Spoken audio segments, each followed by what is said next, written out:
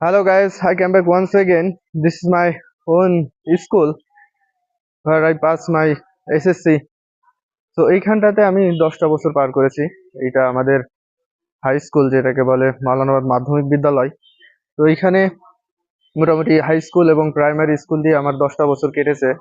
তো এই জায়গাটার প্রতি আমার একরকম আমার এবং আমরা যারা এখানটাতে পাস করেছি তাদের অন্যরকম অনুভূতি বা আবেগ কাজ করে।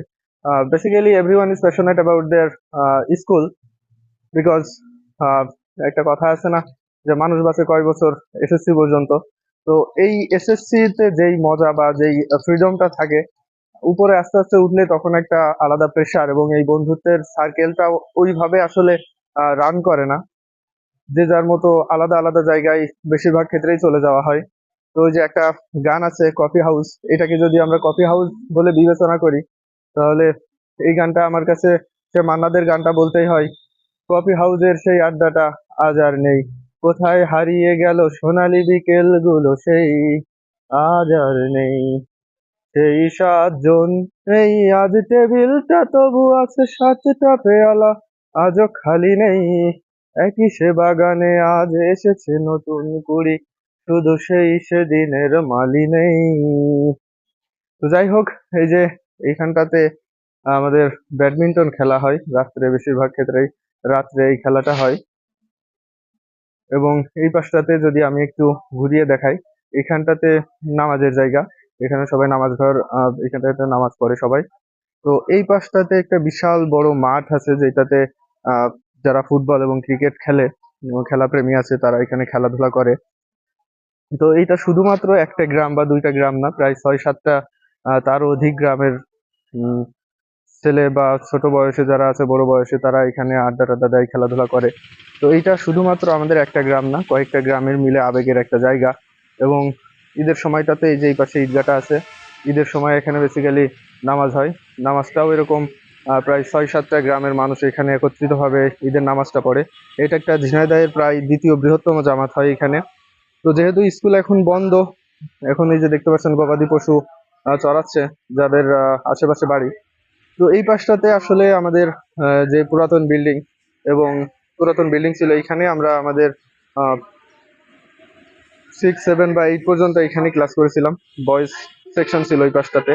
এবং এই পাশটা দেখতে পাচ্ছেন, এইটা নতুন বিল্ডিং, নতুন প্রজেক্টে করা হয়েছে। কিন্তু পিছনে যে বিল্ডিংটা, দোতলা বিল্ডিং দেখতে পাচ্ছেন, এইটা ছিল সায়েন্স ল্যাবের এবং মেয়েদের, বেসিক্যালি মেয়েরা এখানে ক্লাস করতো।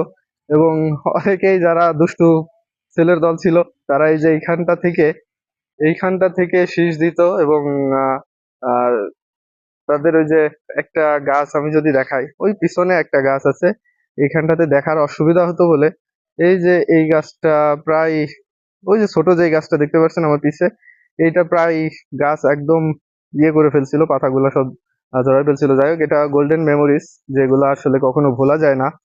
আর সামনে যদি আমি একটু দেখাই, এই পাশটা গরমের সময় আসলে বসার জন্য খুব উপযুক্ত একটা জায়গা হয় পিছনটাতে। এবং আমার পিছে যে এই জায়গাটা দেখতে পাচ্ছেন, এই পাশে অনেকটা বাজারের মতো আছে। মোটামুটি এখন অনেকটা বাজার জমজমাট হয়ে গেছে।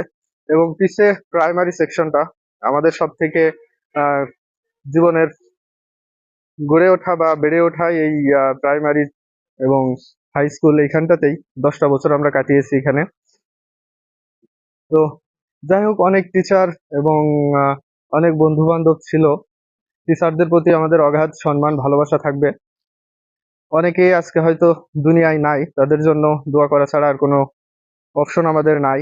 রিসেন্টলি আমরা কিছুদিন আগেও আমাদের একজন শিক্ষক মারা গিয়েছেন, তার জন্য আমাদের দোয়া থাকবে। এবং যাই হোক, মোটামুটি এইখানটা প্রতি যাদের আবেগ আছে, তাদের প্রতি ভালোবাসা। এবং এই জায়গাটা আসলে আমরা সবাই মিস করি। অনেকে যখন বেশিরভাগ ক্ষেত্রে যারা বাইরে থাকি, এই জায়গাটার প্রতি বিশেষ একটা অনুরাগ তৈরি হয়। সকাল সন্ধ্যা সবসময় অনেকে আড্ডা দেয় এখানে। তো যাই হোক, সব মিলিয়ে এই আমাদের স্কুল। চারপাশটা একটু ঘুরে দেখাই, যারা অনেকদিন এই জায়গাটা দেখতে পান না তাদের জন্যই বেসিক্যালি এটা করা।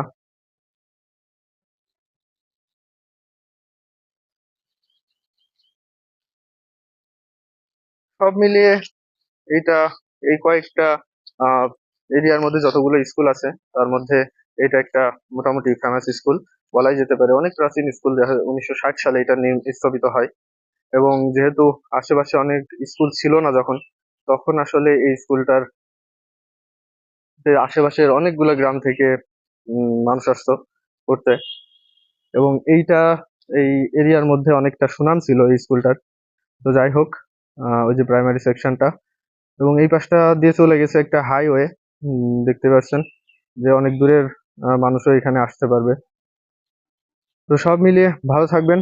ধন্যবাদ সবাইকে, আমার জন্য দোয়া রাখবেন। আসসালামু আলাইকুম।